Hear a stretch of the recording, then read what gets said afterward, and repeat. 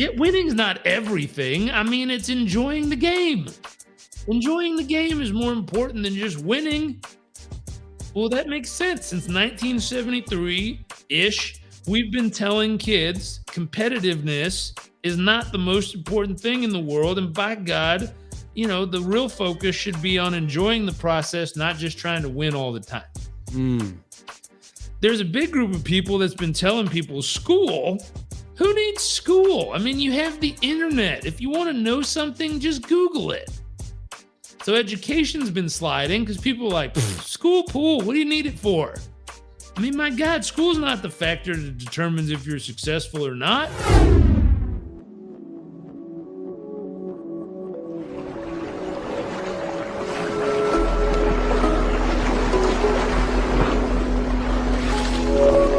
All right. Hey, Masters, welcome to another episode of Path to Mastery podcast. And man, this is my first time coming to you live from Wegmans Cafe Supermarket, Northborough, Massachusetts.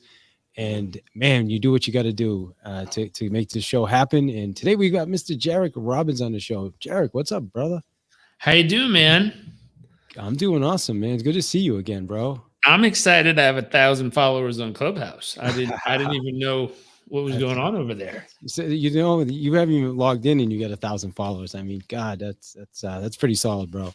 I deleted TikTok and found out I had hundreds of followers on TikTok too. Someone was pretending to be me on TikTok and messaging people, so they told me. So I signed in to see who it was and to just say stop doing that. And then I found out there was a bunch of people following my account. Well, I'll tell you, it's interesting you bring up TikTok because it's something. If you see on my profile picture, I'm going all in on TikTok right now. I'm really been investing time into it. What are your thoughts on TikTok? I deleted it because I heard the buzz about people taking your information and all this stuff, and I was like, not worth it. So I literally deleted it a while ago. But I've heard from the people who really know social media that it kind of owns the social media market right now. So it took over. I see Instagram still has more users, but I think attention and time, TikTok's kind of taking over in that realm. So it's fascinating. I think the things that interest me on there, I found this kid who takes these giant parts of history and sums it up in like 15 seconds. So like, dude, that guy's amazing. I wish he was around when I was in school. I mean, He just summed up like a semester's worth of knowledge in literally, 10, 15-second videos. I was like, that's incredible. So I love the ability to learn on any of these platforms where someone's been able to condense decades into days or condense, a whole chapter of information into 5 15-second videos where they're giving you enough of the main point to get through it. It's like an advanced book summary. Yeah. Amen on that, man. Well, listen, a little bit about you. We're going to, let me grab your bio. Normally I've got 3 screens going and a little different here, but we're still making it work. So listen, not only we've known each other for, I met you at the Realtor event. I think that's got to be 10, 11 years ago now, maybe 12 years ago, right? When I remember that more. Has it been more? Because we went to that event with your dad. That was the first time I went that UPN in Florida. You're right. It's probably 14 or 15 years now. Holy cow. Yeah. Man, we're all getting older, bro. Right? I've realized the other day, I have had my own coaching business for 14 years, and then I coached for Dad for 6 years. So it clicked in my head. I'm like, I've been doing this for 20 years. Wow. Like, holy crap, that's a long time. Like 2 decades, been doing the same thing, and it's amazing to think about that. I'm gonna share some of your bio, and obviously people can go Google you and look you up, and you got a best-selling book, Live It. You're a best-selling author, performance coach, speaker, dedicated to helping professionals achieve success, by living purpose in their life and in their business. At 23 years old, you were awarded the Congressional Award, gold medal from United States Congress. I mean, you've just done so many things. You worked with Harvard University, United States Marines, United States Air Force Special Services, BMW, EXP Realty, just so many professional baseball teams, U.S. Olympic team, just so much, bro. And now you're the president of Success Enterprises. 38 years old today, almost 2 decades of performance coaching, like you just talked about. So just doing so much, man. Innovator. And I'm honored to be able to call you a friend too, man. We've spent some time together outside of business, and it's just cool, super cool to see you again, man. Totally. It's fun. It's neat. I saw a tagline the other day that said, focused on serving one and then multiplying that into millions. And I went, ooh, they have their priorities straight. Focused on the service of the one right in front of you and then eventually multiplying that into millions served.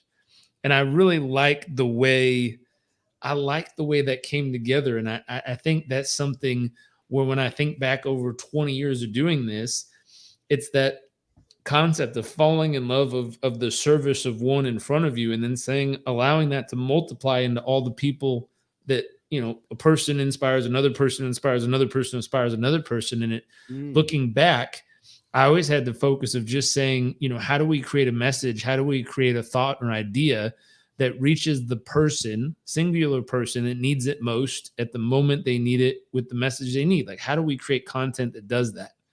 And then all I was ever focused on is how do I get to that next one person? And what's crazy is now we have active clients in 126 countries around the world in our programs. And it's cool. I mean, I look at the map and it looks like chicken pox because there's just dots everywhere of all the places we have clients. And I think I've traveled extensively, but I think I've only been to like 34 countries. And I mean, we have clients in 126. So the majority of which I've never been to these places. And there's people benefiting from our work, just kind of rippling from person to person to person and them telling each other about it. Like, ooh, here's what I did. And, they come and hop into one of our programs and it's helping them. And to me, I think that's the coolest part is knowing that every day and night, 24 hours a day, someone's getting benefit because we were here. Yeah, I love that, man. And another thing we're going to talk about today is mindset and why coaching is so important and how you're able to serve. And what you're referring to is coaching. You have clients all over the world, right? Yeah. But I want to talk, at the last event where we saw each other, you talked about community, and that talk really hit me and it struck a chord. I'd love you to talk a little bit about why now more than ever community is so important. Totally. There's a few things. So the question I always ask is when things get harder, does who you're around matter more or less? And then I like to use a really, really extreme example. So if we lived in a village and a barbarian horde of, dudes on horses with axes and swords came riding towards the village, my question is, who would you want in the village with you? Because, you got a bunch of people who are about to literally take over the village. And you got to look around and say, do I have other humans in the village that I trust? Do I have other humans in the village I can count on? Do I have humans in the village that have my back? Do I have other humans in the village that, let's say the village gets, they run over the village and the village gets stomped out. And so it's like, okay, the village is gone. Well, how are we going to survive? Do I have other village members that I can trade with? Like, hey, I've got some food, you've got some water. Why don't we take care of each other? And so the village matters. And we know this instinctually. I mean, if you talk to people and you ask them, even a simple concept around, a very simple concept is we always ask people, it takes a what to raise a child? And everyone instinctually knows the answer. It takes a village to raise a child. And I always ask people, then why have we wandered so far away from the village? Why have we become so individualistic that we push everything and everyone away. We became so busy that we don't have time for the village. We became so obsessed with the next thing that we don't take time to value the people that are in our lives right now. Mm. And then I said, okay, that's totally fine when things are good, but when things get challenging, who do you have to count on? And based on market sentiment, based on the conversation, based on the vibe, based on the energy, based on the chatter you hear, it sounds like, I always ask, are things about to get better or worse? For most people, I'm hearing the chatter where they have this feeling that it sounds like or feels like things are going to get more difficult compared to less. Well, if things are going to get more difficult, one of the key factors of resiliency is who you're around, the village, the community. And so I always ask people, if you look at your top 5 goals, top 3 goals, how many of those have been deeply building a community of tightly dedicated humans to move through whatever life throws your way over the next 6 months to 6 years? And most people just stare at me with a blank face. And I said, well, that's fascinating. How many of you, and I asked the room, how many of you believe that over the next 5 to 10 years, there's going to be more challenges that show up in your life? Everyone raises their hand. I'm like, okay, that's smart. Future probably has some challenge and stuff. And then I show them graphs and images. Are people going to watch any of this live on the video? It's being watched live now. It's streaming live in Facebook, LinkedIn, and Then check this out. So if you're familiar with Ray Dalio, he's a super smart dude. He runs 168, how big is his fund? I think it's $168 billion fund. And so Bridgewater, and then this guy's made a $14 billion net worth. And the way that he's made all of his money is by betting or investing based on cycles of history and market trends. So he's proven that his style of research and investing can make himself $14 billion, and it's allowed him to manage $168 billion worth of other people's money. So he has a good track record. He understands the process. Yeah. Here's what's interesting. In one of his most recent books, he wrote about the rise and fall of empires. So global empires, people who take over the world. And he says, here's how it works. I'll walk you through it in detail. So New World Order, this is not the pop term, New World Order, that kind of stuff. This is just meaning when any major country takes over the world and becomes the dominant superpower, they set the order in which how things are going to be done. Meaning, if you follow the order, you get to survive and thrive. If you violate the order, they will come and stomp you out of existence, more or less.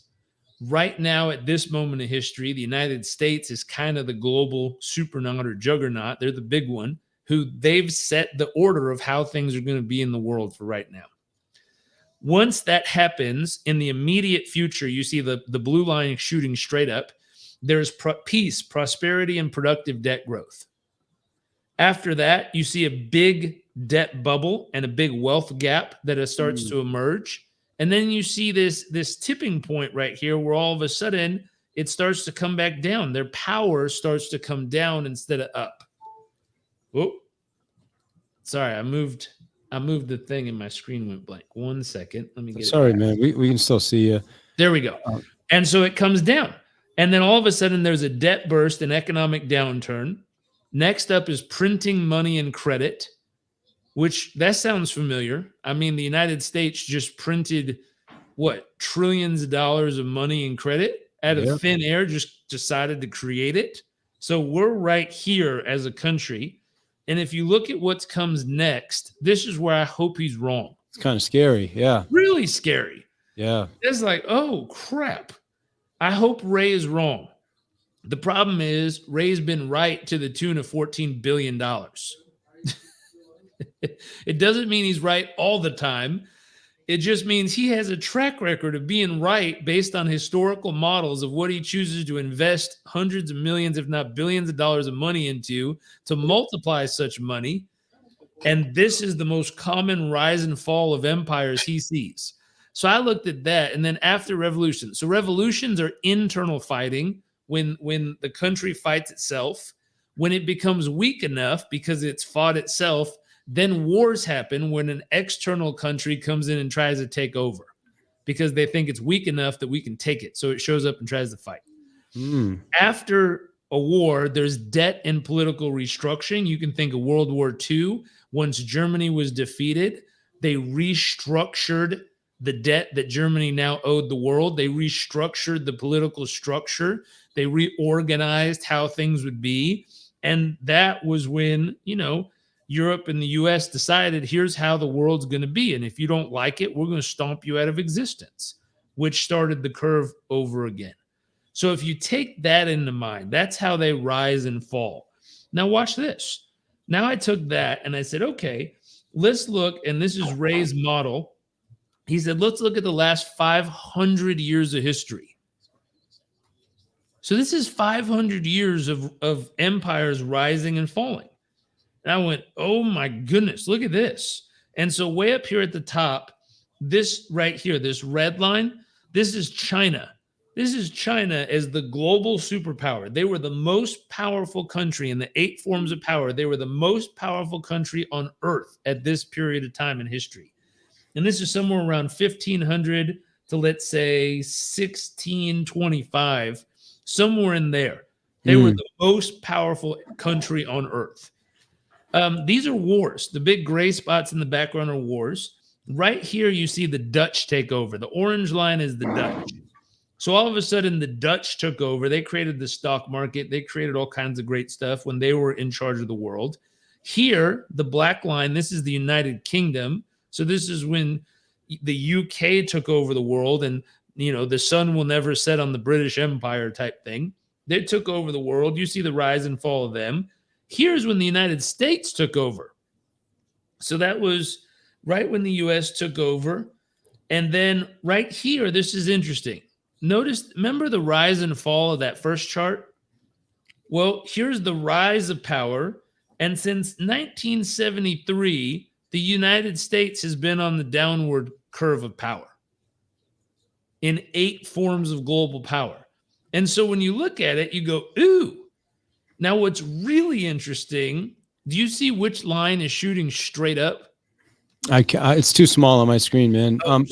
By the way, just for people, I know that a lot of you guys are going to be listening to this on audio, but if you want to get access to the video, just go check it out on my YouTube channel, which is David Hill Coach, and you can actually see the video here.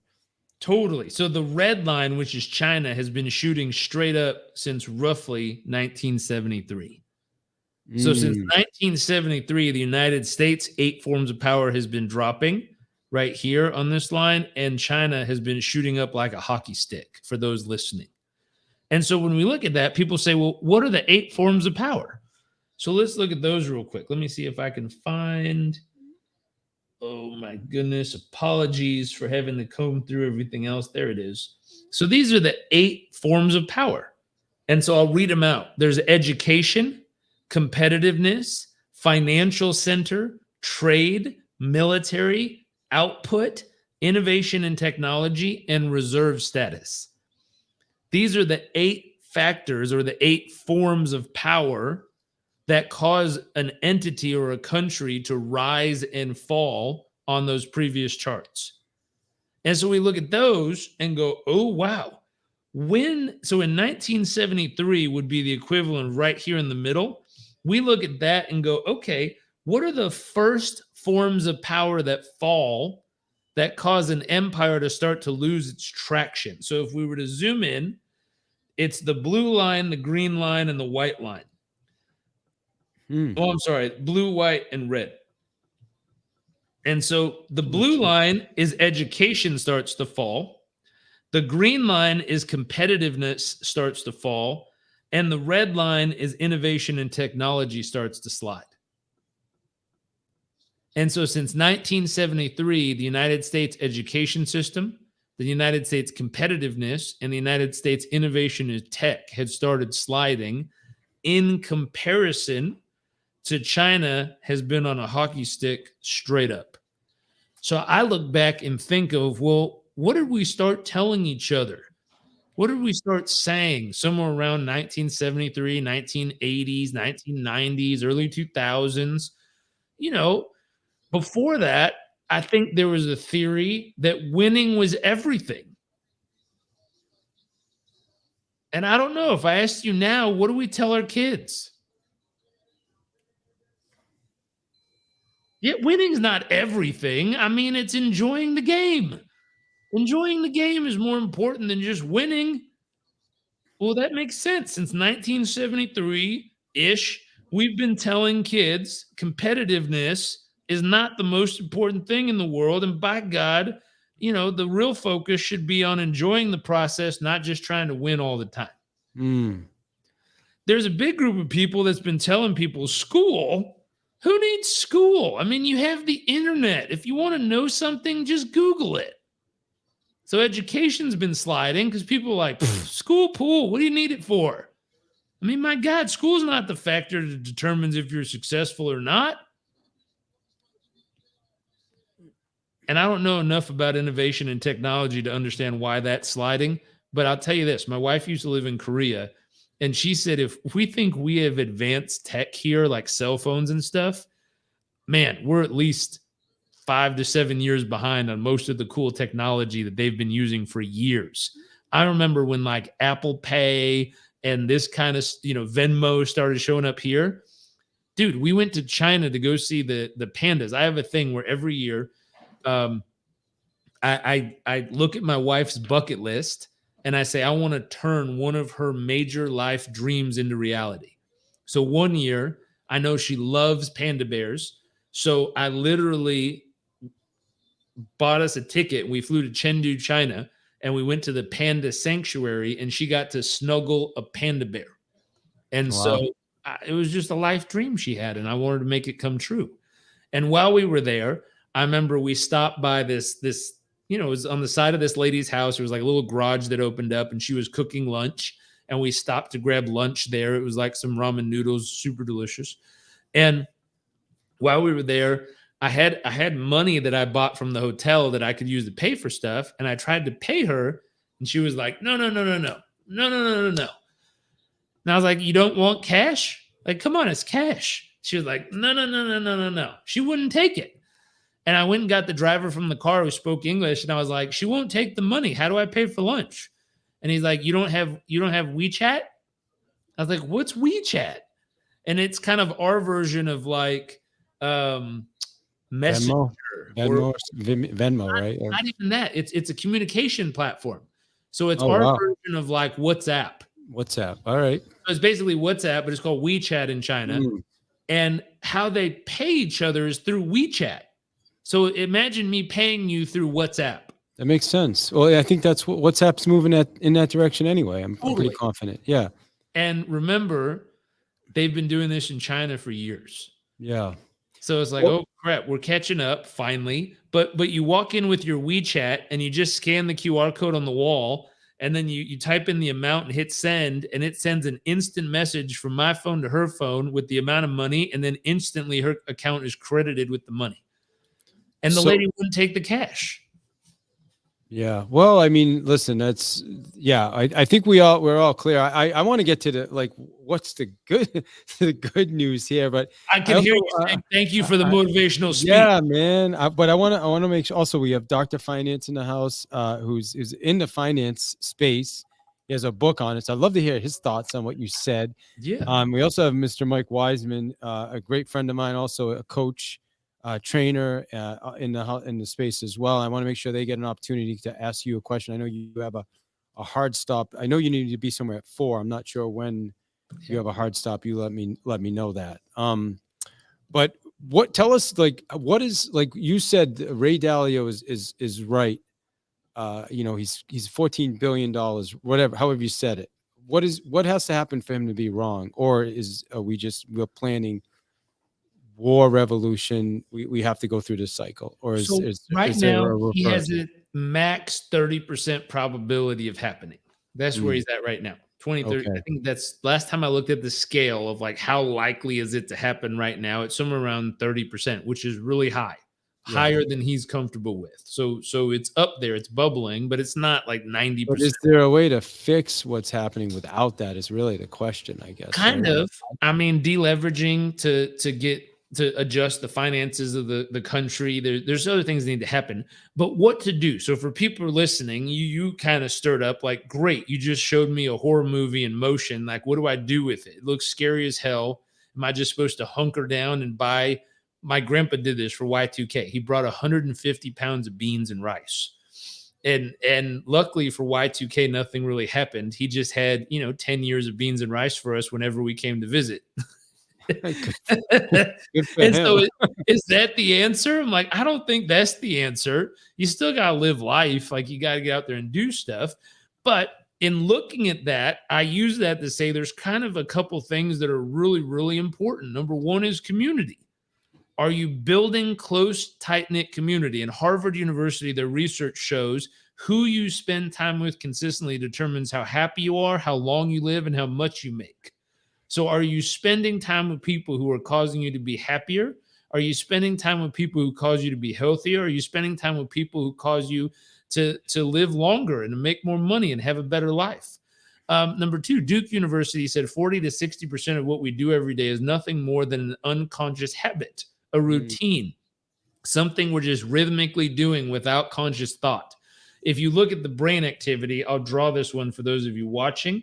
If you look at the brain activity of a person who does something for the very first time, it looks like this, where their brain activity spikes in the beginning. And then if it's the first time, their brain activity continues to stay really high. And then when they change task, it comes back down and then spikes again. But notice how high their brain activity is. I'll use a different color. When someone has done something for like the 10th or 20th time, their brain activity spikes, drops down to this gentle little hum called unconscious competence, and then when they switch, spikes again. This is below the conscious line, meaning you're in autopilot. The test I always give mm. people is Wow. I ask them, have you ever gone driving on a Sunday? And when we used to work at offices, you get in the car, you say, okay, I'm going to go to the mall or something. You start driving, you stop paying attention, you park, you get out of the car, look up, and you're at your work office. And you're like, what am I doing at work? This isn't where I was going. I was going to the mall. Like, how the hell did that happen?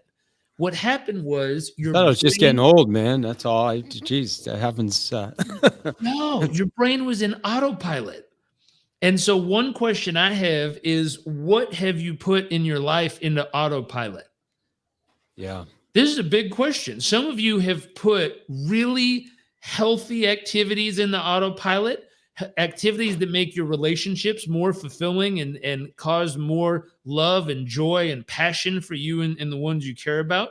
Some of you have put habits that cause you to make more money, to invest more money, to multiply the money in your life. Some of you have all these incredible habits in your life that are causing you to be happier, healthier, stronger, more fulfilled, more passionate, more joy. Some of you have these habits just dialed in. It's what you unconsciously do every day. Others of you have habits that cause you to spend all the money and have nothing left over, to constantly tear your relationship down no matter how hard you try to make it better. Some of you have habits that no matter how hard you work to get healthy, you'll always be fat and unhealthy because you keep having the same habits that you give yourself as a reward once you work so hard to lose it. Then you do the reward where you gain it all back plus some. My Wow. God, the real question is, what habits have you dialed into your unconscious? Second part is, what's the story? All of us have a story. At some point in our life, we came up with a narrative that we tell ourselves of how life is. My life is like this because those people are like that because this does or doesn't happen for me because it's a narrative. It's an ongoing chatter in our brain that we constantly tell ourselves about how life is or isn't, what is or isn't going to happen, how it will or won't be in the future. It's how we describe stuff. And then all of us form beliefs. People are, life is, men are, women are, money is. And so if you So, think about it, there's so, habits, there's so let stories, me ask a and question. beliefs. So is it the first is the beliefs and then it's the stories and then it's the habits? Is that the sequence or am I You would skipping? think so, but I could get you to believe that eating healthy is good for you and it'll cause lots of pleasure in the future. I can get you to come up with a story that says, I'm a champion and I eat healthy. But if you don't have the right habit, none of that matters. It's just a bunch of positive fluff. Hmm. My dad's always taught me you have to be willing to see it as it is, but not worse than it is. First step a leader. You see it as it is, you get real. Another friend of mine who's a business mentor taught me what gets managed or what gets measured gets managed. So you got to put a measurement to it. You got to get real on what's happening, and then you got to put an actual measurement to it. Here's what's real, and here's the exact coordinates. I'll give you an example. If I said, where are you and where are you going? You said, I'm currently in Texas, Austin, and I'm going to New York City by car. And I said, cool, that's going to be fun. And I said, what's the weather like? You said, oh man, it's summer. It's sunny, clear skies, long highways, flat roads everywhere. It's beautiful. I'd say, great, take a Dodge Viper. Man, we're going to have fun. Like, take a Ferrari. This is going to be great. Open roads, clear sunny days. We're going to drive like the wind. What if it turns out you were wrong and you're actually in Aspen, Colorado, and it just snowed 12 inches and the roads are icy? You'd kill yourself if you drove a Ferrari or a Dodge Viper. You'd fly off the road. Doesn't have the right gear to navigate those roads. I'd tell you to take a four-wheel drive, to drive at a different time of the day, to navigate the roads differently. So for most of us, because we're unrealistic or telling ourselves a story about where we really are and we're not truthful or accurate about what's real, we pack the wrong vehicle and take it at the wrong time and wonder why the results don't add up. If you were driving on a speedway, a Ferrari is a great car. If you happen to start driving off-road, that's a really dumb vehicle to drive off-road. Yeah. You need to upgrade the vehicle. I'll say it another way. When the terrain changes in the environment around you, you must upgrade the business vehicle you're using to navigate the terrain. Mm. When the terrain changes in your relationship, you must upgrade the way in which you're going about it. What got you here won't get you there. How you show up in your relationship when you're dating is different than when you're married. If you keep using the same dating techniques when you're married, it ain't going to work. I warn you. How Yeah, you show up when you're that's married and true. just you two versus when you're married with children Oh, doesn't work the same. There's a whole new way you have to show up. At each time, the terrain has changed, the environment has adjusted. A lot of people try to approach the new environment with the same technique and wonder why they're driving through a cornfield with a Ferrari and it ain't working. right. Ferrari's great on a speedway. It doesn't make any sense whatsoever through a cornfield. You need a monster truck. And so it's a different approach depending on how the environment has changed. What I'm trying to tell you with all those charts is the environment is changing rapidly. It is. And so the question is, how are you upgrading yourself? How are you upgrading your approach? And how are you upgrading your community and team to make sure you're ready to take on the environment? If It's I a was going real, to go play football, there's a certain group of people I'd want to recruit to be on my team to make sure I have a chance at getting to the Super Bowl. That is not the same team if I was trying to win a swimming competition. Tom Brady's great. I don't know about how fast Tom Brady can swim. I kind of want Michael Phelps. yeah. It's just a different terrain and a different set of muscles and a different approach. And so the question is, as you build your team, your family, your friends, your community, have you brought together the right people who are prepared to take on the type of environment that we're transferring into? That's a great question. And I want to pause there for a minute. I'm not sure how you're doing on time. I'm I good. know. Okay, cool.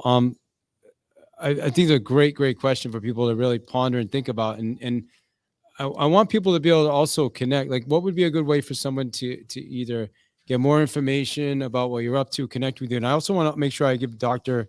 Finance an opportunity to ask you a question. I know he has a question for you. He's in the financial space. So Totally. I'd say find me on Instagram because I didn't know I had a Clubhouse account or I forgot it was there. okay. Find me on Instagram. I think it's in my profile.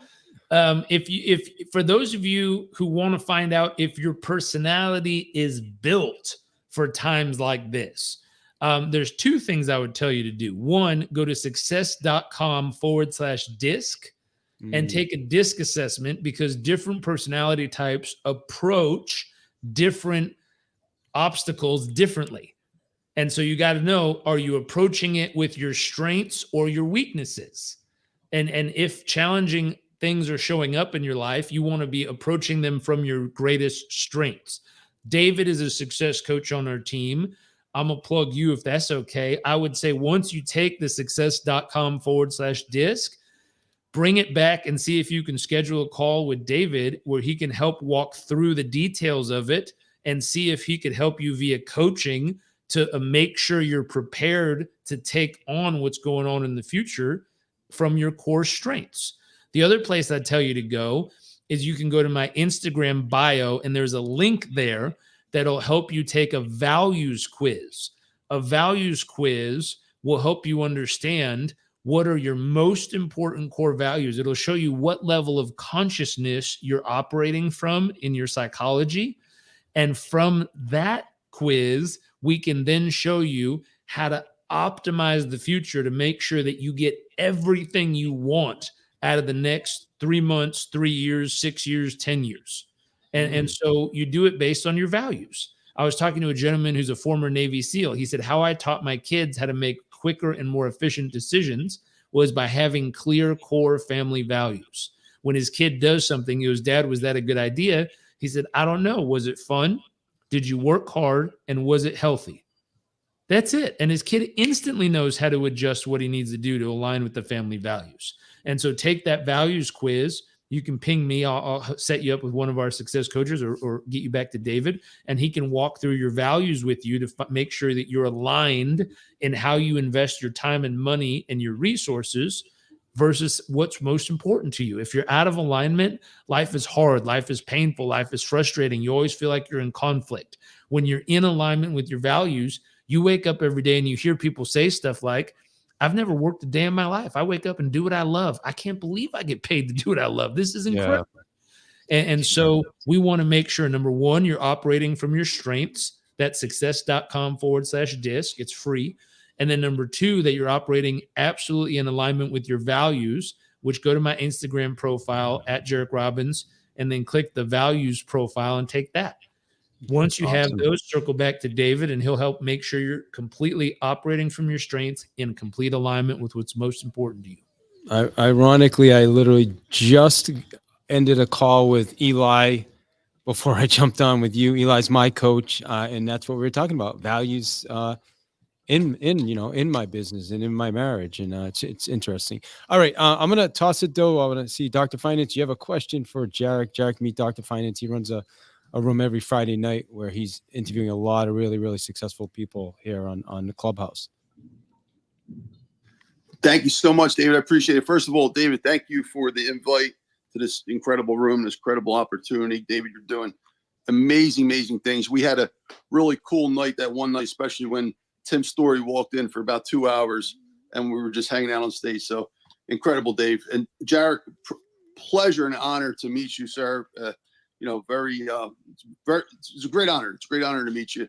I have a question for you. I guess I was watching an interview this morning, and I didn't really know much about you. We did connect on LinkedIn probably about a year or two ago, but I want to get to know you a little more. Check out the interview, and you got a really amazing history. And I got to say, I'm proud of everything you're doing, especially with Success Magazine.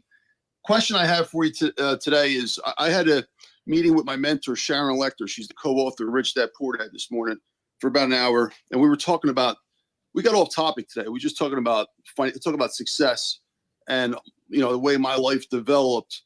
And the interesting thing about it was experiences, right? Like I put more money more emphasis on experiences in my life than making money. And I was talking about how I probably could have been very, very wealthy, a lot wealthier than I was, if I didn't put those value on experiences versus money. So I want to know what your opinion is. There's a lot of people who are really wealthy out there. And the reason this conversation happened is because I don't know if you ever read a book by the name of John Paul Getty, How to Be Rich. There's a page on there that I actually have posted on my wall that talks about how he always was kind of envious of one of his best friends who was very successful. Even though he was the richest guy in the world, his friend was able to travel and had so many other things in life that he couldn't do because he had to run this big company. And I'm just wondering what your thoughts are. You know, there's all different definitions of success.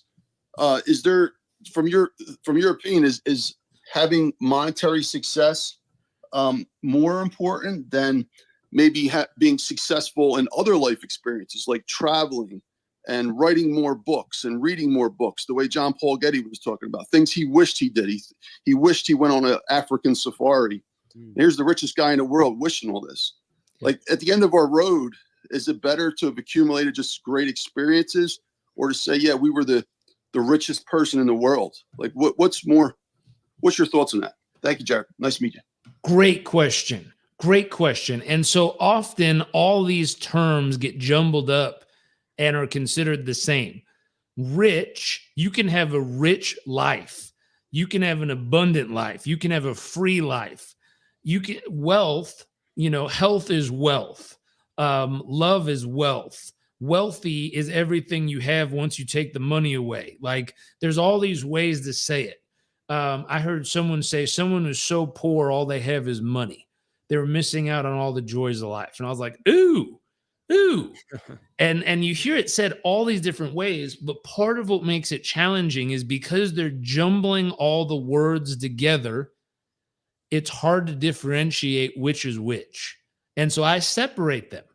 And what I've learned is, I'm going to start with money because it's the easiest one of these, believe it or not. If you take money, people who value money have a ton of money.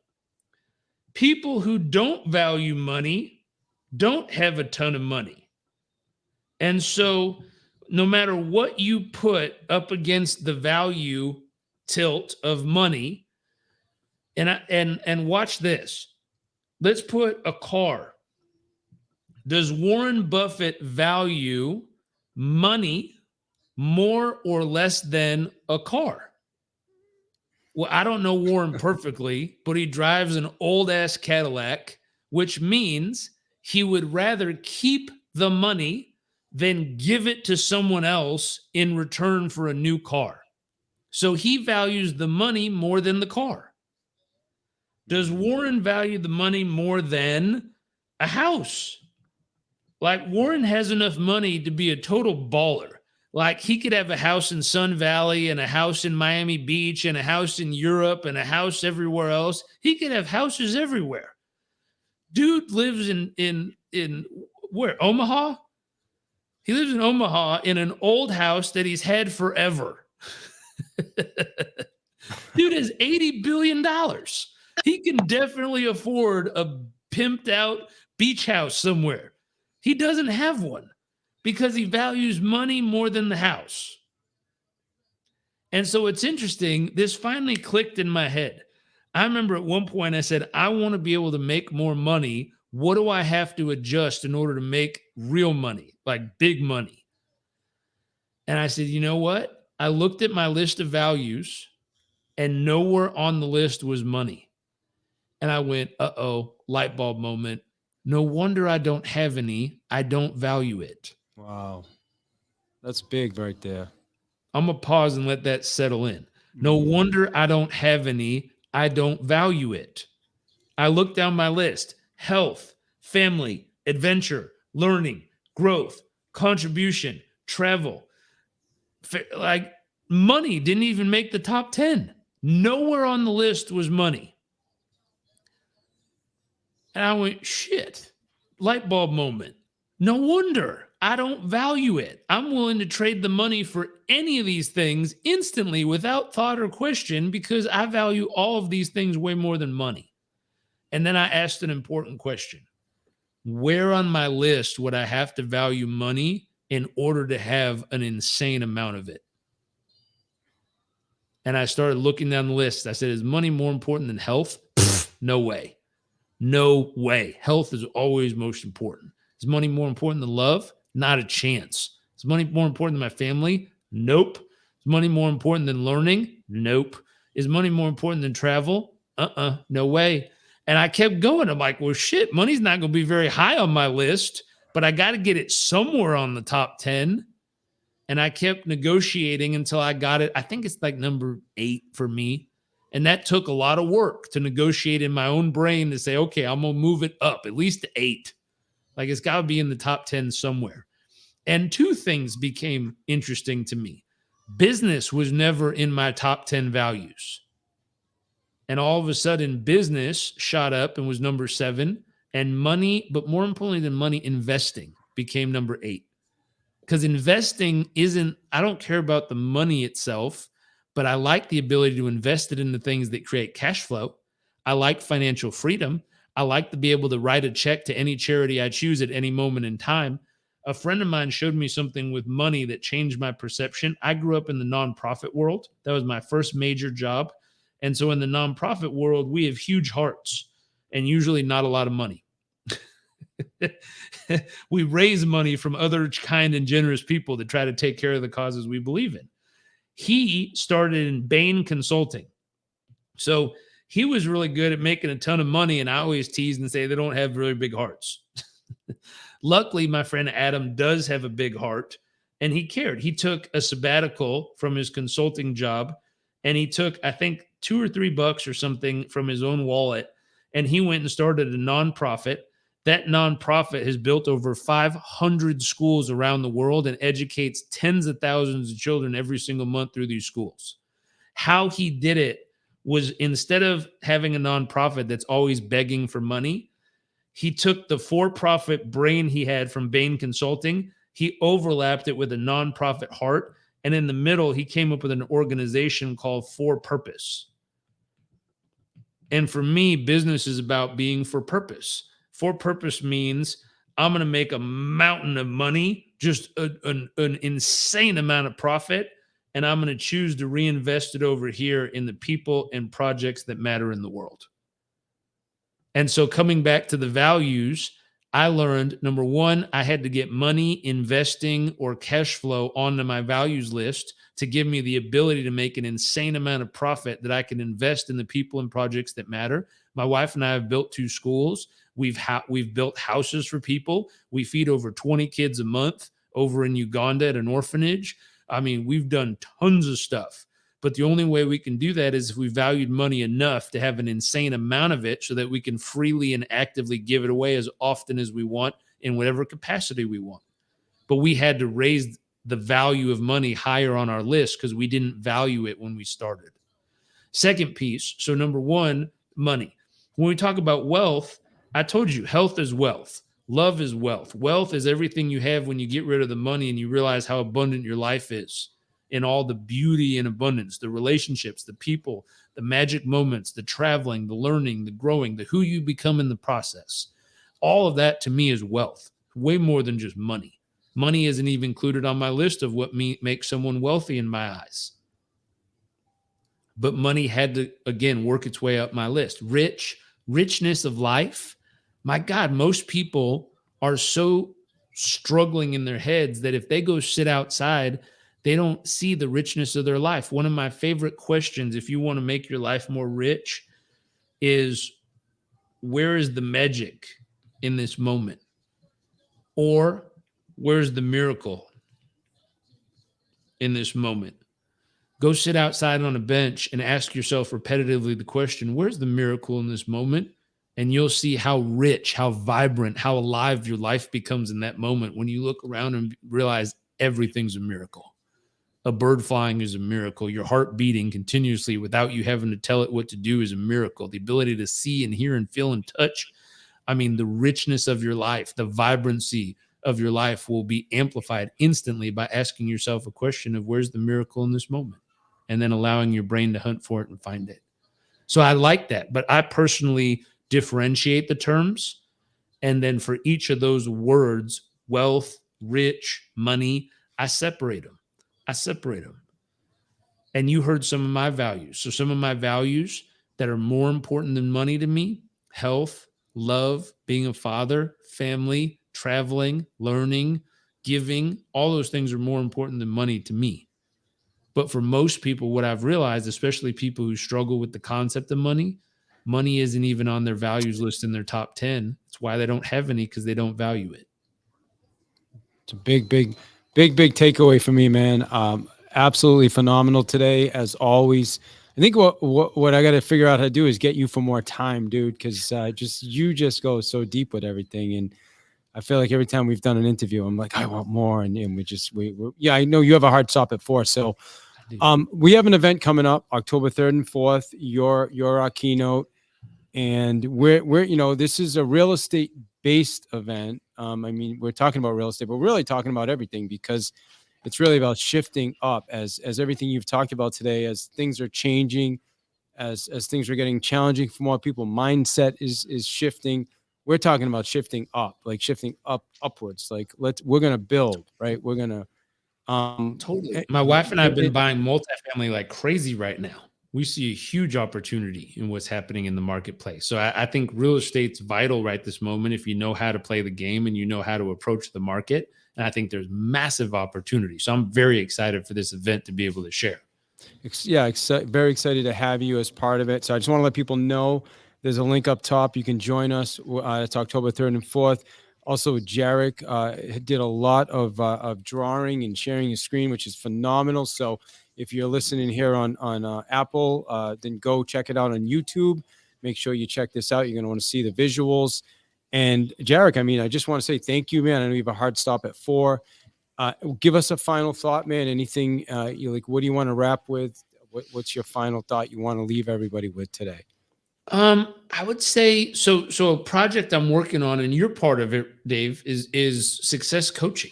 I'd say come check it out. Go to coaching.success.com. Can I just say one thing with that? Because one of the things that was said on the call, the first call I was on, he said is you may not have time for this right now, but it might have been Dawn that said we're going to legitimize the coaching industry. Totally. I thought that was so important of a statement. Totally.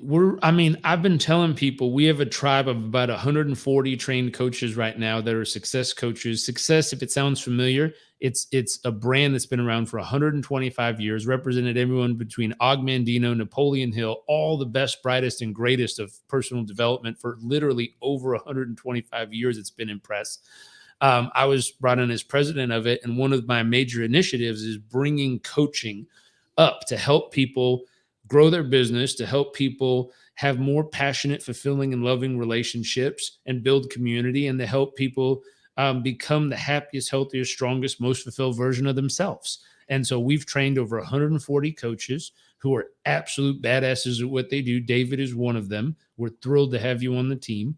We're looking for more people to come and become coaches with us. And we're also looking for people who want to grow their business, have better relationships, become better version of themselves that we can engage in coaching with and help them level up their life, help them rise, help them become better than they've ever been. Again, I'll go back to the concept of if it looks like things in the future may become more challenging, well, going to the Olympics and competing for gold is challenging, right? But some of the best people on earth choose to do it every 4 years to see if they have what it takes to win gold when everyone else is just trying to live their life. And so if you're one of those people who wants to win big during challenging times or challenging opportunities, my question is, how many Olympians do you know who decided not to have a single coach in their competition? None of them. All of them have coaches. Why? Because they're competing to be the best in the world at what they do. And they have more than one, usually, coaches who are all watching everything they do to be their best. My dad's been a coach for everyone from the Golden State Warriors, Dallas Mavericks. He was a coach helping mindset-wise and performance-wise with the Washington Capitals. He sent me a text the other day. and he had a championship ring on every finger of his hand from all the teams he's helped get that winning mental edge during the playoffs, and they all won. I was like, damn, dude, that's a cool lineup. Like, most athletes don't have that 5 different sports league championship hand. I was like, that's badass, man. I want to see him live. He was teasing me.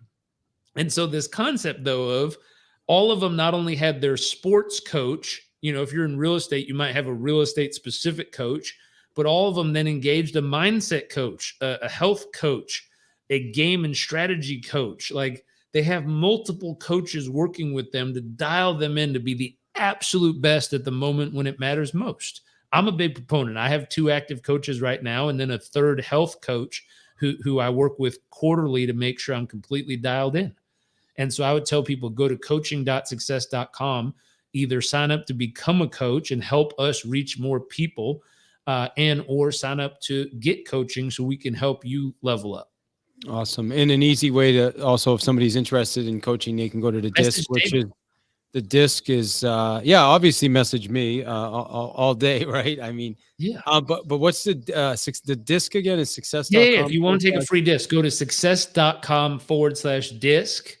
And then the values link is just highperformancevalues.com. Yeah, I love it. I think the disc is a great place to start too, because then it really uncovers a lot and you'll learn a lot about yourself. So, all right, brother. Well, as always, I appreciate you, man. Thank you for being here today. And I'm looking forward to seeing you on October 3rd and 4th. So, same. All right, boss. Have a good one. Thank you, sir. All right. We'll see you soon. Bye.